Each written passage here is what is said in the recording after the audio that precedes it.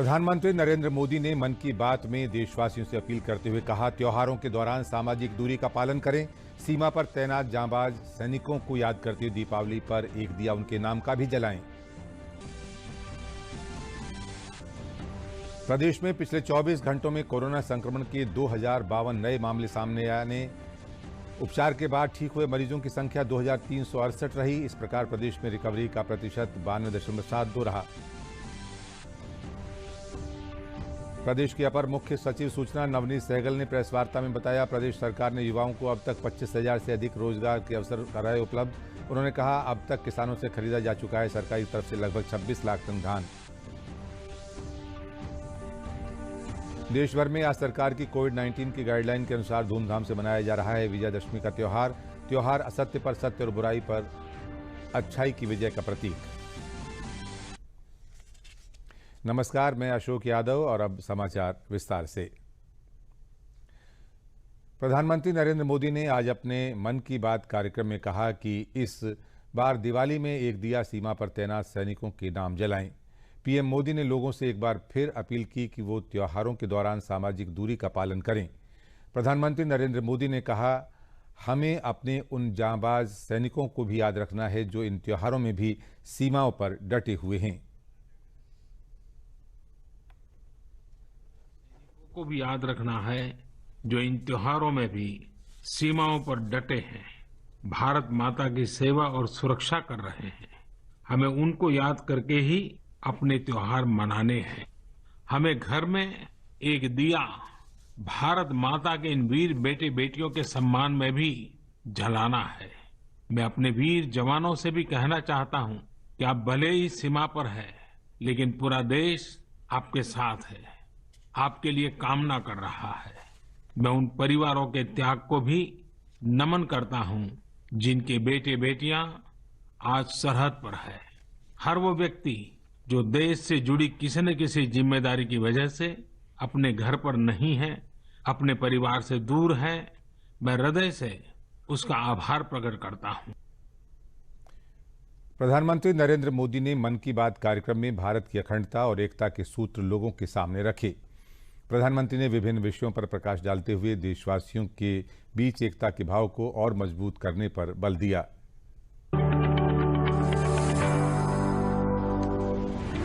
मन की बात कार्यक्रम में प्रधानमंत्री नरेंद्र मोदी ने देशवासियों के बीच एकता बढ़ाने के मकसद से सभी से सहजता, अपनत्व का भाव पैदा करने वाली वाणी, व्यवहार, कर्म को अपनाने का आह्वान किया।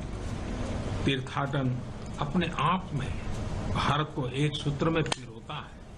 ज्योतिर्लिंगों और शक्तिपीठों की श्रृंखला भारत को एक सूत्र में बांधती है।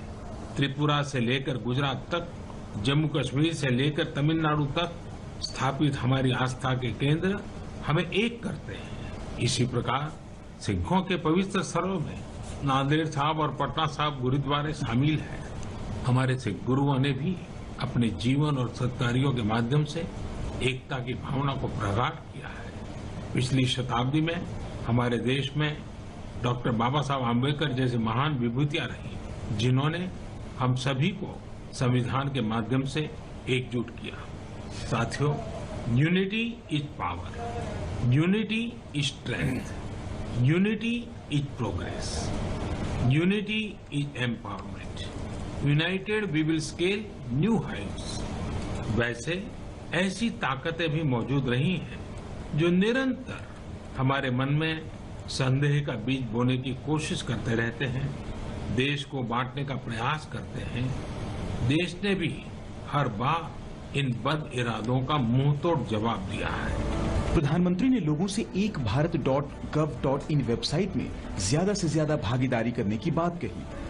हमें निरंतर अपनी क्रिएटिविटी से, प्रेम से, हर पल प्रयास पूर्वक अपने छोटे से छोटे कामों में एक भारत श्रेष्ठ भारत के खूबसूरत रंगों को सामने लाना है। एकता के नए रंग भरने हैं और हर नागरिक को भरने हैं। इस संदर्भ में मैं आप सबसे एक वेबसाइट देखने का आग्रह करता हूं, ekbharat.gov.in। इसमें नेशनल इंटीग्रेशन की हमारी मुहिम को आगे बढ़ाने के कई प्रयास दिखाई देंगे। इसका एक दिलचस्प कॉर्नर है आज का वाक्य। इस सेक्शन में हम हर रोज एक वाक्य को अलग अलग भाषाओं में कैसे बोलते हैं यह सीख सकते हैं। आप इस वेबसाइट के लिए कंट्रीब्यूट भी करें। मन की बात कार्यक्रम में प्रधानमंत्री ने विभिन्न विषयों पर प्रकाश डालते हुए देशवासियों के बीच एकता के भाव को और मजबूत करने पर बल दिया। Bureau report, DD news. प्रधानमंत्री ने कहा कि नए कृषि कानूनों से किसानों के पक्ष में बदलाव आने की असीम संभावनाएं हैं। नए कृषि कानूनों के चलते किसान देश में हर कहीं भी अपनी फसल बेच पा रहे हैं और अच्छे दाम कमा रहे हैं। पीएम मोदी ने लॉकडाउन के दौरान टेक्नोलॉजी बेस्ड सर्विस डिलीवरी के प्रयोगों का भी जिक्र किया।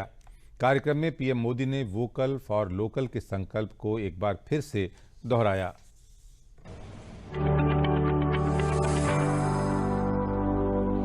प्रधानमंत्री नरेंद्र मोदी ने अपने मन की बात कार्यक्रम के संबोधन में कश्मीर में तालीम के क्षेत्र में अहम भूमिका निभा रहे पुलवामा का जिक्र किया।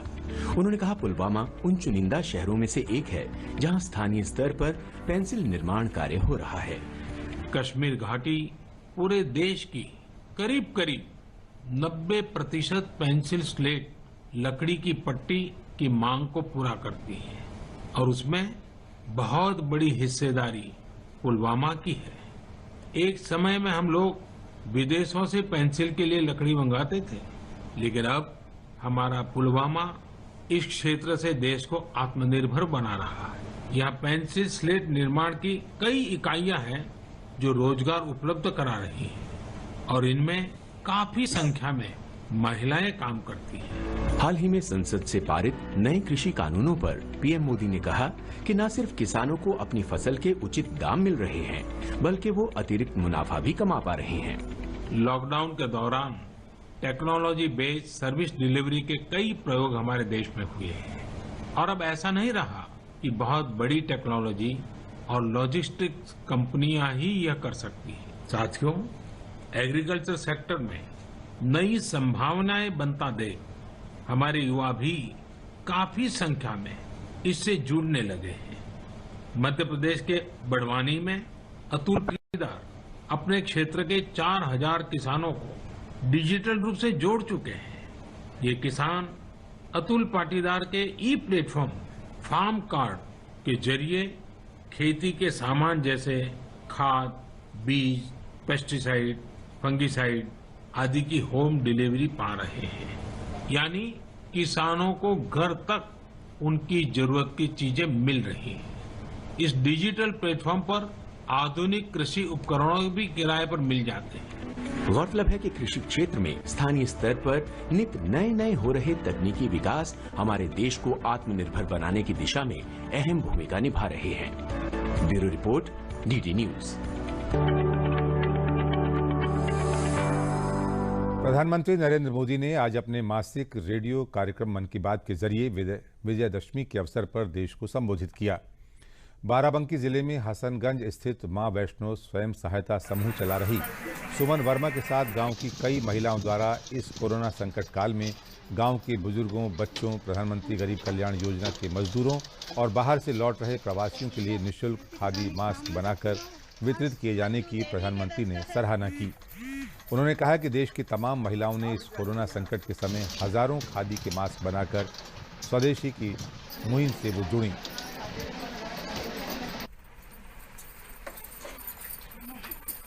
महामारी चल रही थी तब हमने टीवी में और अपने मोबाइल न्यूज़ में देखा कि प्रवासी मजदूर दिल्ली, बम्बई, कलकत्ता सब बाहर से आ रहे थे। कुछ हमारे गांव में भी बहुत आए थे।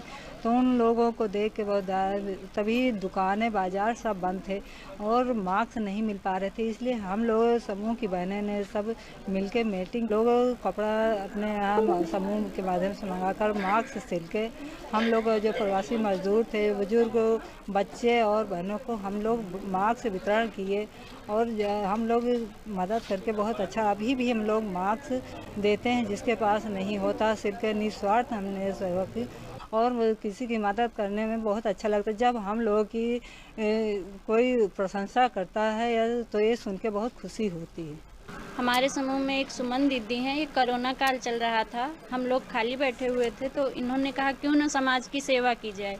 तो हम लोगों ने मास्क बनाने का कार्य शुरू किया। उसमें कुछ बच्चों और बुजुर्गों को मास्क वितरित किया। प्रवासियों को, मनरेगा के मजदूर जो थे तो उन लोगों को मास्क दिया हम लोगों ने, जिससे वो बहुत प्रसन्न हुए। और हम लोग अब भी निःशुल्क मास्क वितरण कर रहे हैं। आज बहुत हर्ष का विषय है कि आज पुनः एक बार माननीय प्रधानमंत्री जी ने अपने मन की बात में जनपद बाराबंकी के एक छोटे से गांव की एक साहसी महिला की कहानी को हम सबके साथ साझा करके हम सबका मान सम्मान बढ़ाया है।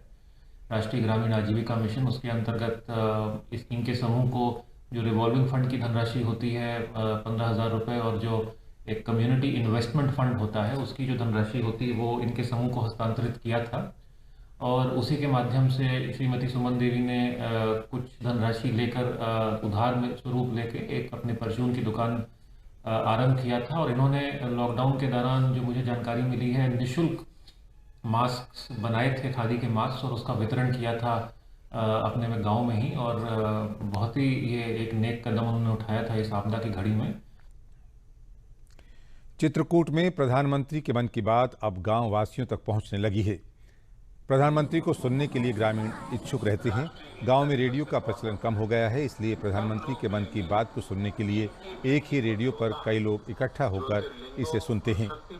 प्रधानमंत्री के डिजिटल इंडिया का असर भी गाँव में दिखाई देने लगा है। लोग अब मन की बात मोबाइल पर सुनते दिखाई दिए।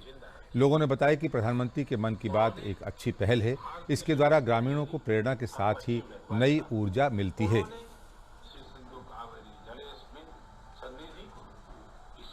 हमारे यहाँ वाल्मीकि जी का आश्रम है, लालापुर कहलाता, चित्रकूट में, और वो उपेक्षित था। पिछले 1 वर्ष से योगी जी जब यहाँ आए थे उन्होंने लगभग 2 करोड़ रुपए यहाँ के लिए दिया था। उससे आश्रम का विकास हुआ।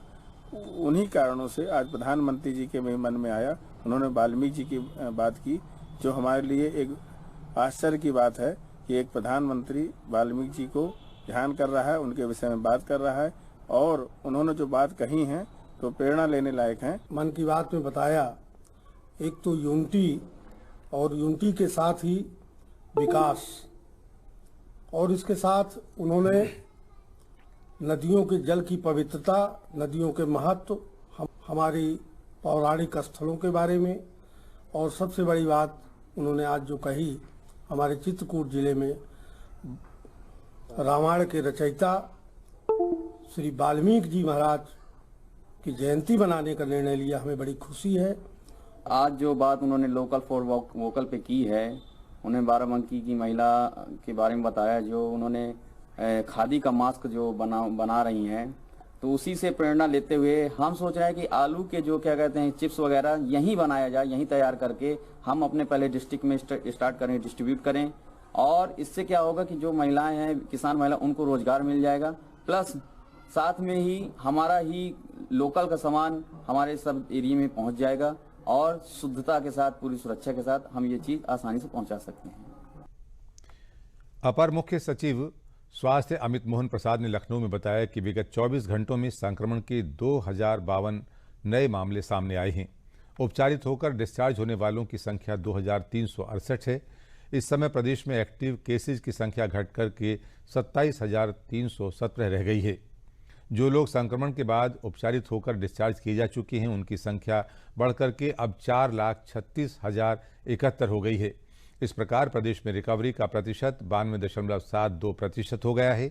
संक्रमण से कुल 6,882 लोगों की मौत हुई है। विगत 24 घंटों में संक्रमण के 2052 नए मामले सामने आए हैं। इसी अवधि में उपचारित होकर डिस्चार्ज होने वालों की संख्या 2,368 है। इस समय प्रदेश में एक्टिव इन्फेक्शन के केसेस की संख्या घट करके 27,317 रह गई है, और जो लोग संक्रमण के पश्चात उपचारित होकर डिस्चार्ज किए जा चुके हैं, उनकी संख्या बढ़कर के अब 4,36,071 हो गई है। इस प्रकार प्रदेश में रिकवरी का प्रतिशत अब 92.72% हो गया है। 92.72%। संक्रमण से कुल 6,882 लोगों की मृत्यु हुई है और जो केस फैटेलिटी रेट है वो इस समय प्रदेश का 1.46% है, जो कि जो राष्ट्रीय केस फैटेलिटी रेट है उससे कम है। कल प्रदेश में 1,17,431 सैंपल्स की जांच की गई और अब तक कुल मिलाकर के 1,40,25,713 सैंपल्स की जांच की जा चुकी है। पूल सैंपल के अंतर्गत कल 5-5 सैंपल के 6,289 पूल लगाए गए थे। जो हमारे एक्टिव केसेस इस समय 27,317 हैं। ये जो हमारा पीक था, आप जानते हैं कि उससे अब ये लगभग 41,000 केस कम हो गया है। अपर मुख्य सचिव सूचना नवनीत सहगल ने आज लखनऊ में प्रेस वार्ता में कहा कि प्रदेश में कोरोना संक्रमण घट रहा है, लेकिन बचाव के उपायों को गंभीरता से लेना होगा। उन्होंने लोगों को सतर्क करते हुए कहा कि लोगों को त्योहारों के दौरान बचाव का खास ध्यान रखना होगा।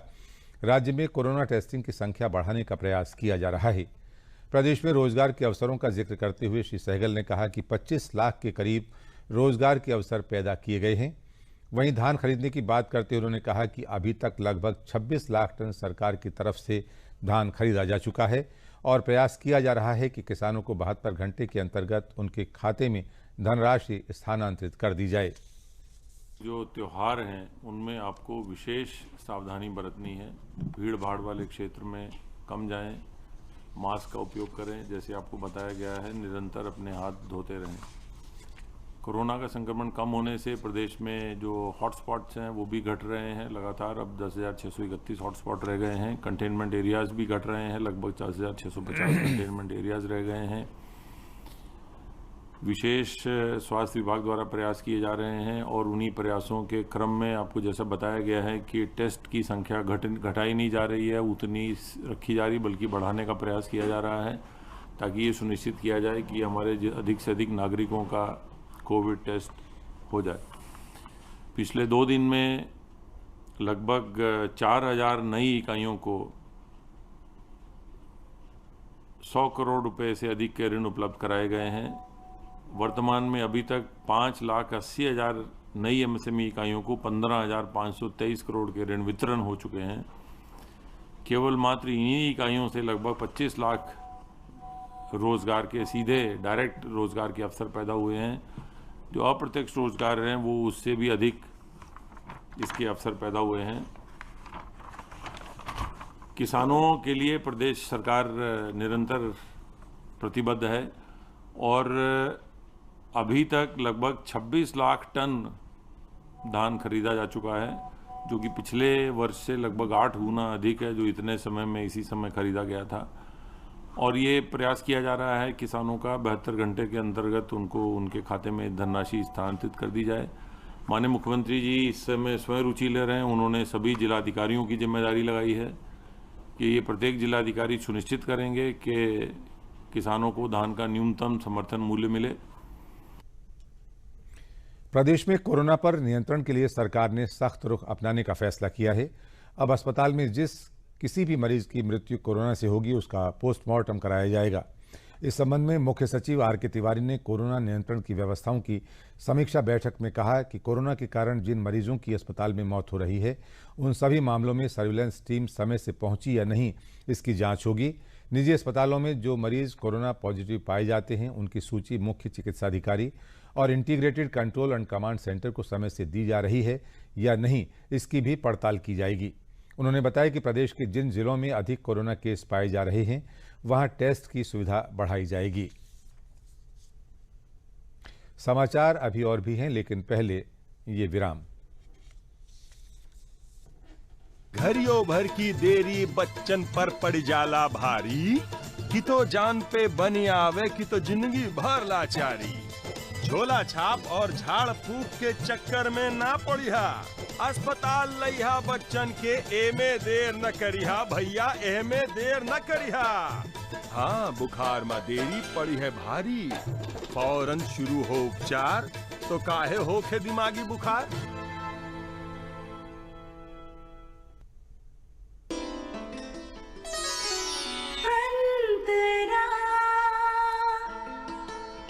अपने बच्चे को भरपूर स्तनपान भी करा रही हूँ।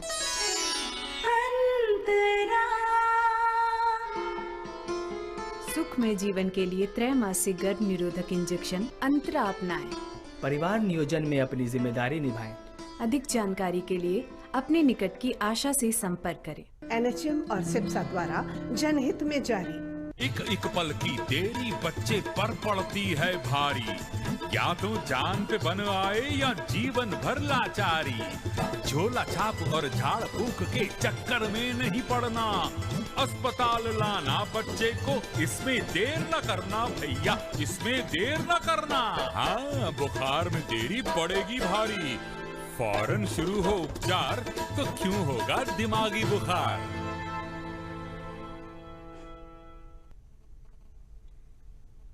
प्रयागराज के दुर्गा पूजा पंडाल कोविड नियमों का पालन करते हुए बनाए गए हैं। संगम नगरी में कुल 35 पंडालों को सजाने की अनुमति दी जा रही है, जिसमें कोविड के नियमों के अनुसार सिर्फ मास्क लगाकर ही आने वाले श्रद्धालुओं को पंडाल में आने की अनुमति होगी। प्रवेश द्वार पर ही पहले श्रद्धालुओं की थर्मल स्क्रीनिंग के बाद उनके हाथों को सैनिटाइज करने के बाद 2 गज की दूरी वाले गोले में खड़ा किया जाता है। तभी माता दुर्गा की पूजा अर्चना करके श्रद्धालु वापस जाते हैं।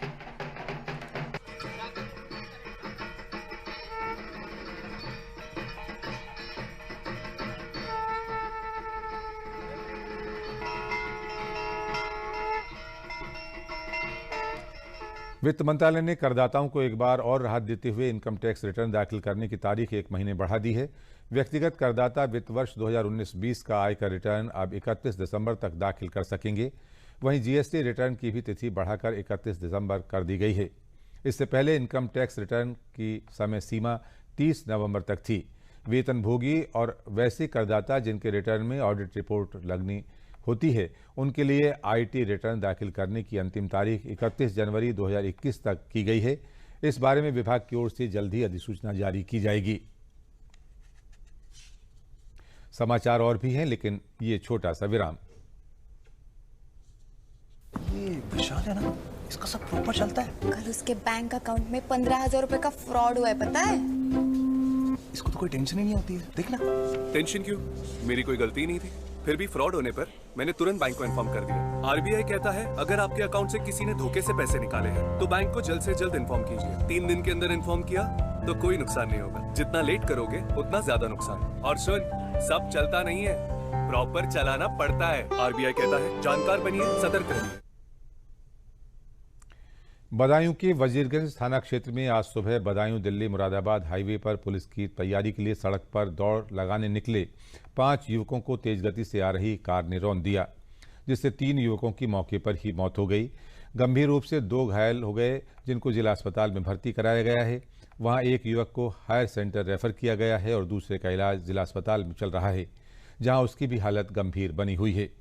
पूरे मामले में बदायूं एसएसपी संकल्प शर्मा का कहना है कि कार को सीज कर दिया गया है और ड्राइवर को गिरफ्तार करके आगे की कार्रवाई की जा रही है। सभी मृतक युवकों का पोस्टमार्टम कराया जा रहा है।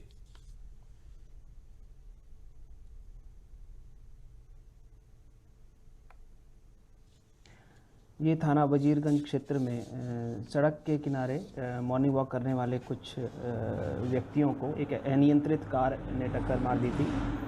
इस घटना में जो अनियंत्रित कार थी उसको सीज कर दिया गया है। जो ड्राइवर है उसकी भी गिरफ्तारी हो गई है और मुकदमा इस घटना में पंजीकृत हो गया है। इस घटना में 3 लोगों की डेथ हो गई है। आगे की जो लीगल एक्शंस हैं वो लिए जा रहे हैं। मुरादाबाद जिले के किसान अब परंपरागत खेती छोड़कर कम समय में ज़्यादा मुनाफा देने वाली खेती की तरफ रुख कर रहे हैं। किसान कहते हैं कि गन्ने की खेती में बकाया भुगतान जैसी एक बड़ी समस्या रहती है, लेकिन कमल के फूलों की खेती की बिक्री के लिए उनको भटकना नहीं होता। फूलों की बड़ी तादाद स्थानीय बाजार में खप जाती है, लेकिन डिमांड और अच्छे मुनाफे के लिए इन फूलों को दिल्ली और हरिद्वार की फूल मंडी में भी सप्लाई किया जाता है, जहाँ फूलों का बहुत अच्छा रेट मिलता है। जिला उद्यान अधिकारी सुनील कुमार के मुताबिक कमल खेती के लाभ को देखते हुए अब किसानों ने अपने खेतों में उर्वरक भूमि को खोदकर तालाब बनाकर कमल की खेती शुरू कर दी है। और तालाबों की वजह से खेती होती है यहाँ, इससे लाभ बहुत है। ये 70 रुपये से 100 रुपये तक का इसका किलो का रेट है। तो हमारे जितने सैनिक भाई हैं ज़्यादातर वो इस खेती को करते हैं और ये 5 या 6 महीने में खेती तैयार हो जाती है। इसका फूल बहुत महंगा बिकता है। अब जैसे अभी दीपावली आएगी 100 रुपये का एक फूल बिकेगा इसका। अपने खेतों में ये लोग पैदा कर लेते हैं और इसकी सब्जी बनती है जिसका नाम भसींडा और कमल ककड़ी बोलते हैं। और इसका जो फूल है इस पे जो छतिए आती है उसमें कमल गट्टा निकलता है जिसका मखाना बनता है। उसके भी काम में यही आता है। मखाना जब मिलता है तो इसी का मखाना बनता है। हमारे जनपद मुरादाबाद में सबसे बड़ा जो एरिया है मोड़ा तैया झील भी आप देख सकते हैं, उसमें भी कमल का बहुत अच्छा प्रोडक्शन है वर्तमान में। उसी की देखा दो कि किसानों ने भी अपने उर्वरक भूमियों को भी खोद के तालाब में परिवर्तित कर दिया है। वहाँ पे भी कमल की खेती कर रहे हैं। इसमें बेसिकली जो शुरुआत हुई थी उसमें तो फूलों के लिए करते थे, लेकिन अब जो खेती का है उससे हम 2-3 तरीके के उत्पाद ले रहे हैं। जैसे सब्जियों के मामले में उनकी जड़ ले रहे हैं, कमल गट्टे ले रहे हैं और फ्लावर तो जा ही रहा है ऑलरेडी। चौथा भी उसका यूज हो रहा है कि खाने के जो पत्तल होते हैं उसमें भी यूज हो रहा है। आज देश भर में विजयदशमी का त्यौहार धूमधाम से मनाया जा रहा है। ये असत्य पर सत्य और बुराई पर अच्छाई की विजय का प्रतीक है।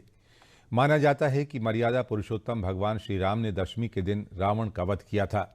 इस दिन मां दुर्गा ने महिषासुर नाम के दानव का वध कर उसके आतंक से देवताओं को मुक्त किया था। दशहरा का विजय मुहूर्त सभी कार्यों के लिए सिद्धिदायक होता है। प्रतीक के रूप में इस दिन रावण की प्रतिमा भी जलाई जाती है। कोरोना महामारी के चलते इस बार सारे त्योहार सरकार की कोविड-19 गाइडलाइन के अनुसार मनाए जा रहे हैं। इधर लगभग 400 वर्षों से लखनऊ में रामलीला मैदान में आयोजित होने वाली रामलीला और रावण दहन के कार्यक्रम पर इस बार कोरोना वायरस का असर साफ देखा जा रहा है। रावण दहन में जहां हर साल लाखों लोग शामिल होते थे, वहीं इस बार सीमित दायरे में 200 लोग शामिल हो रहे हैं। अब से कुछ देर बाद रावण दहन का कार्यक्रम आयोजित किया जाएगा। इस बार रावण दहन की थीम कोरोना वायरस रखी गई है। लखनऊ के रावण दहन के कार्यक्रम में जहां हर वर्ष मुख्यमंत्री, उप मुख्यमंत्री सहित कई मंत्री शामिल होते रहे हैं, वहीं प्रधानमंत्री भी इस रामलीला में शामिल हो चुके हैं।